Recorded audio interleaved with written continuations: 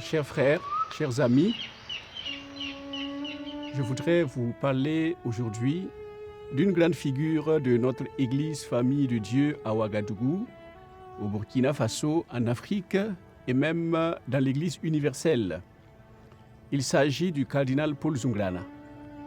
Le cardinal Paul Zunglana est né le 3 septembre 1942. Et dès l'âge de 9 ans, il a été admis au petit séminaire de Pabré pour commencer sa formation en vue de devenir prêtre.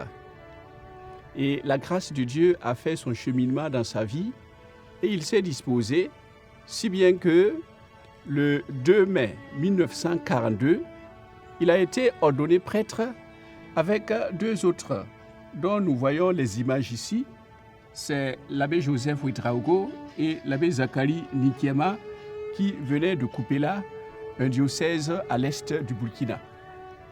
Le cardinal Paul Zunglana, après avoir été ordonné prêtre le 2 mai 1942, a servi l'Église Famille de Dieu au Burkina Faso.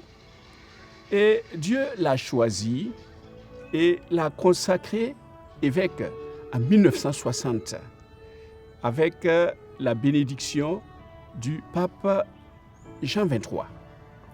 Il a été nommé archevêque métropolitain de Ouagadougou en 1960 et 5 ans plus tard, il a été créé cardinal au consistoire du 22 février 1965 par le pape Paul VI.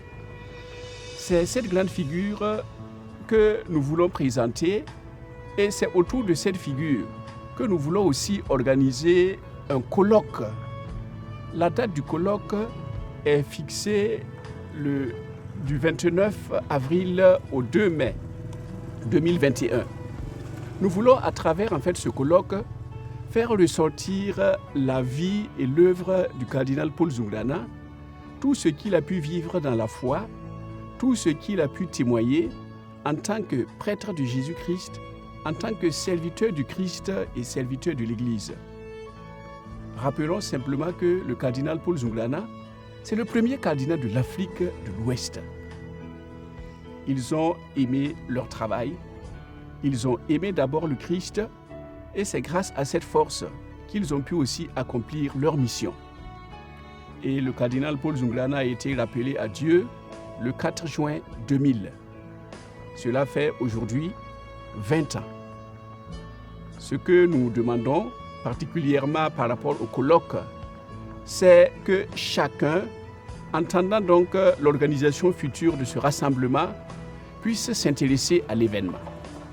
Je voudrais lancer un appel afin que chacun puisse se donner, où qu'il soit, humainement, spirituellement, financièrement, matériellement, pour soutenir cet événement de notre Église. Nous voulons que ce colloque soit national et en même temps, nous l'avons ouvert à l'international parce que la vie du cardinal Paul Zunglana a eu un rayonnement et national et international. Je voudrais donc, avec vous, dire merci à Dieu de nous avoir donné cette figure et nous souhaitons qu'un jour, le Seigneur le choisisse parmi ses saints afin que nous puissions donc le prier parce que nous sommes sûrs que déjà il prie pour nous au ciel.